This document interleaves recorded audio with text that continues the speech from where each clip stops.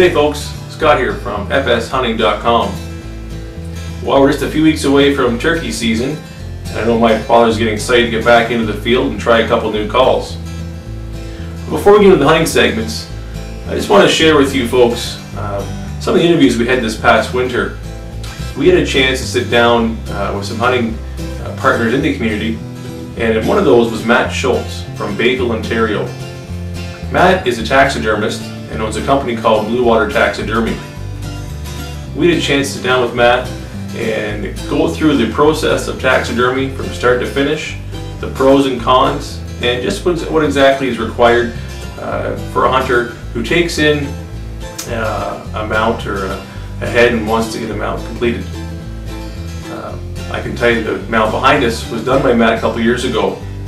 Both my father and I are very pleased with the mount, and I know it's going to last an awful long time. Sit back folks, enjoy the show, and learn a little bit of taxidermy.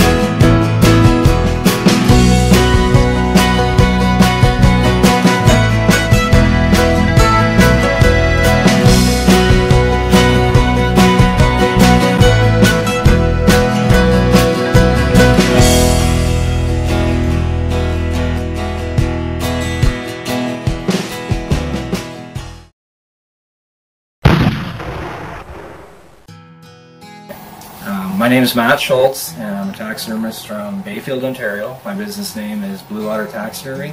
I've been full-time at taxidermy for about 7 years now.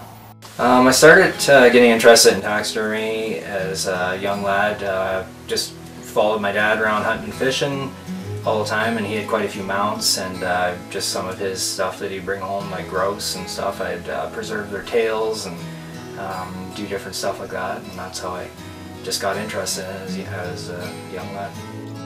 Taxidermy comes from two words, taxi meaning move and dermy meaning the skin.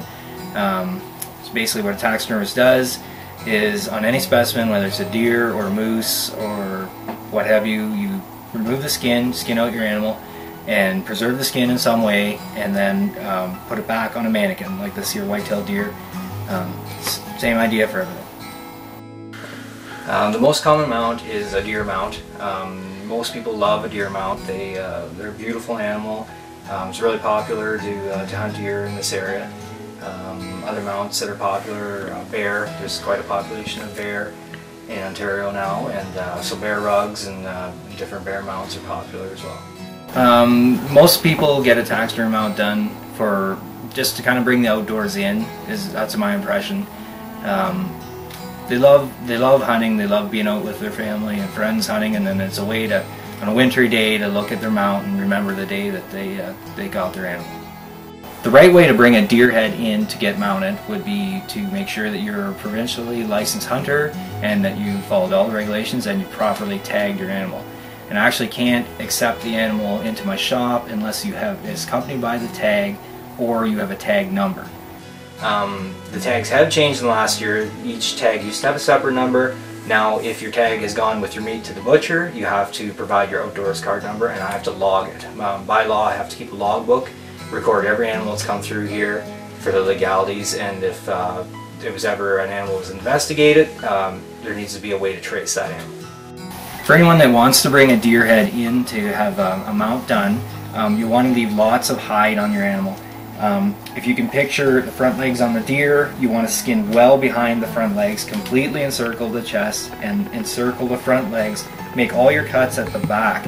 If you have a place where you can hang up your animal behind, roll your hide forward just like a sock, just tube the whole hide right up to about, say, 3 inches below the smallest point of the neck, and then cut the head off. I can do the rest for you.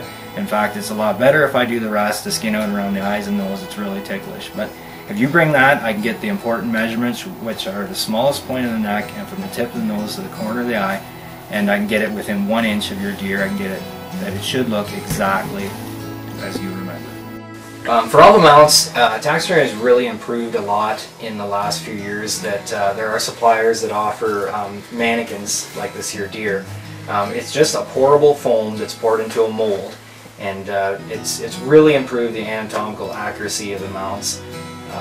Back in the day, newspaper and different things were stuffed into mounts, and that's where you get your stuffed deer head. But there's nothing stuffed in it anymore. It's all a high-density styrofoam, polyurethane foam mannequin. When a deer arrives at the shop for a mount, usually we discuss like how the hunter wants to have the deer mounted, which way the head should be turned, how the animal should be posed. The next step is to take measurements, just the tip of the nose, the corner of the eye, and the smallest point of the neck, or how the mannequins are all sold from the supplier. It's really simple. You just measure over the deer's hair on the neck.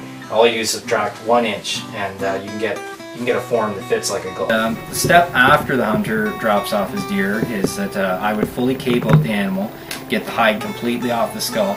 You don't save anything from the deer but the hide, or the hair, and the antlers. There's a little bit of a skull plate in there. It's sawed out with a sawzall, and then that's all you really save from the original deer is the antlers, a bit of skull plate, and the hide. On day 2, if I was to get right out of mount right away, the cape, the hide, it would be completely fleshed of all the fat and any meat that's left on there. Then it's salted, and then the tanning process begins.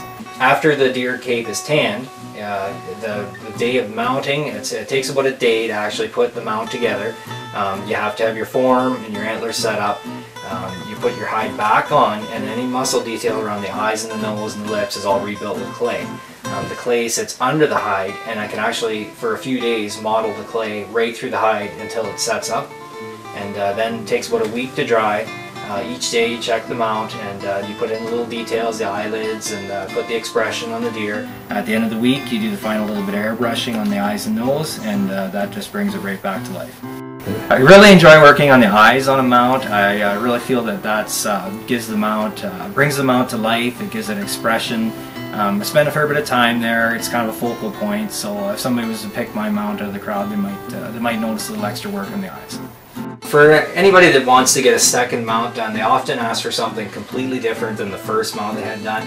And I usually recommend that, because if you have a couple deer mounts in your game room together, you don't want them lined up like soldiers and looking really mechanical. You want them totally different expressions, and it really brings them to life a lot more. So I find that the first time a person has a mount done, they might want something completely different the second time, and just to mix it up a little bit. The most unique mount that I've done has been a water buffalo. There's a farm near Stratford, Ontario, that Coscamp Farms, that actually raises water buffalo. It's a new venture for them. They're into dairy farming, and they do farm tours. They've gotten into the water buffalo for milk and for meat. It's quite healthy, and they wanted this bull, this huge bull that they had was a breeder bull. He came to the end of his usefulness, and they wanted him mounted as part of their farm tour. So that's the most unique animal I've done, has been that bull water buffalo. Bluewater Taxidermy is a full-time shop. I started off part-time, but I've been full-time at it for almost 7 years now. I think the majority of taxidermists are part-time. I believe there is only around 20 full-time shops in Ontario. So it's not that many taxidermists around that are at it full-time. There are lots of part-timers. One of the best parts of the job is when somebody has got a trophy deer and they've been waiting anxiously to get their mount, and I call them and say your mount's ready. They come over and they get their deer, and they're just thrilled, and they're just so happy. That's one of the best parts of the job is seeing the happy expression on their face, and that they're going to take it home, show their family and their friends, and then just relive that moment over and over again. Well, folks, thanks for watching the show today. I want to thank Matt Schultz and Bluewater Taxidermy for taking the time to sit down and explain just how a mount is completed from start to finish. I can tell you one thing I left with was the fact that you don't need to shoot a giant buck or moose or bear, but simply if you have a time in the bush that's special to you and you want to capture it through a mount, Matt can do it and does a great job. So stay tuned for next episode, folks, at fshunting.com.